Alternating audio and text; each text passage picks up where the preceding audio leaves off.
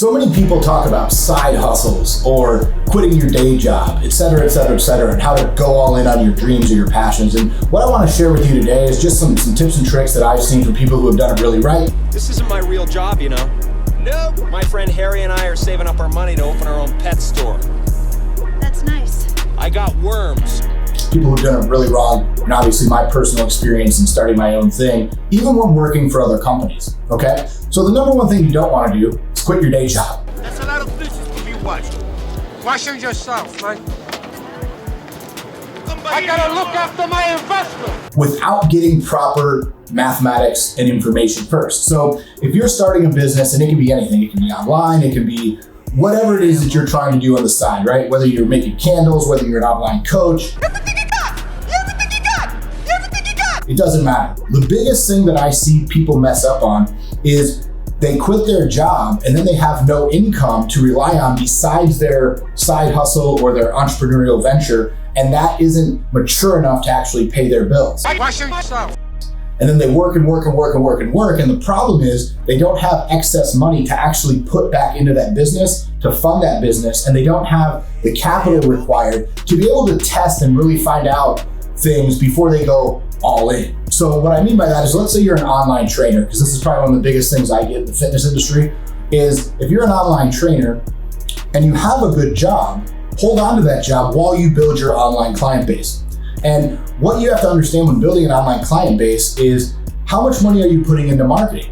How much to gain new clients? Because remember, with any business, guys, you're gonna run out of friends. At some point, you're gonna run out of people that you can coach and train. So you have to generate leads, you have to generate sales, you have to generate income in order to pay your bills. That's the whole point of the business. So the problem is once you run out of friends, how are you putting marketing dollars to work? How are you putting some of that money into growing your business? And most people don't think that far ahead. They get to the point where maybe, I can pay my bills, I'm gonna quit my job. Well, the problem is when you quit that job, how long is that client gonna stay? Do you know your attrition rate? What's your math for the whole year? How many people came out, how many people came off? Where I see a lot of people fail is they make an emotional decision and they get all excited and they go, I replaced my job salary, I can now quit and I can go all in on my passion. You, you're cool. What happens is they now have no capital to actually fund that passion. So let's say you quit and then half your clients quit the next month. Well, now you don't have enough money for rent, you don't have enough money to do a good job for your client, and you don't have any money to put in marketing. So what most people go wrong is they try to work less on their passion instead of just working more jobs longer to make sure that they actually build a real business before stepping away from their job, okay? And that takes time, which I know in today's society is not the favorite term to use, but it's the truth, and I would be it wouldn't be a good thing for me to not tell you the truth on this one. So when you're starting a business, especially if it's online or if it's some side gig or if it's something that you're doing on the weekends, etc., make sure that you're figuring out how to generate those sales, how to build systems. What's your attrition rate? What is your average order? Money do you make a year before taxes? How long does it take you? How many touch points before you can get a potential lead into a paying customer? And then how do you keep that customer? These are all things that you can easily find out. It just takes you time to do. And what most people do is they have a really good start because their friends and family want to support them. A year's salary right here. What I call them? Fun coupons. They have a good start just because it's a new thing.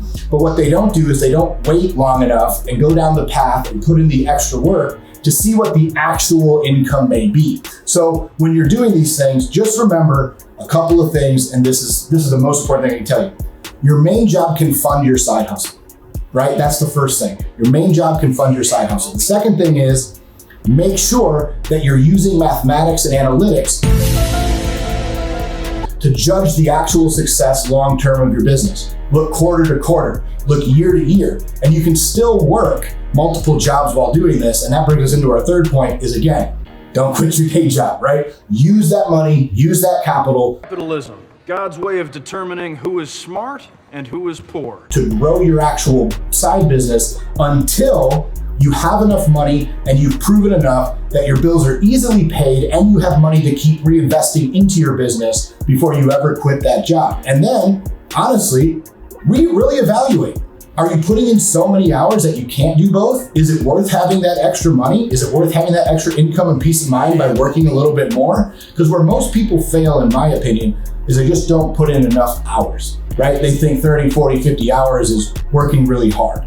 And in real life, you can do that with 2 different things and still have time left over. So maybe it's something to think about. I'm not telling you have to put in 100-hour weeks, but I would really, really caution you on going all in on your passion. Make sure you're going all in on your passion with math, not with emotion.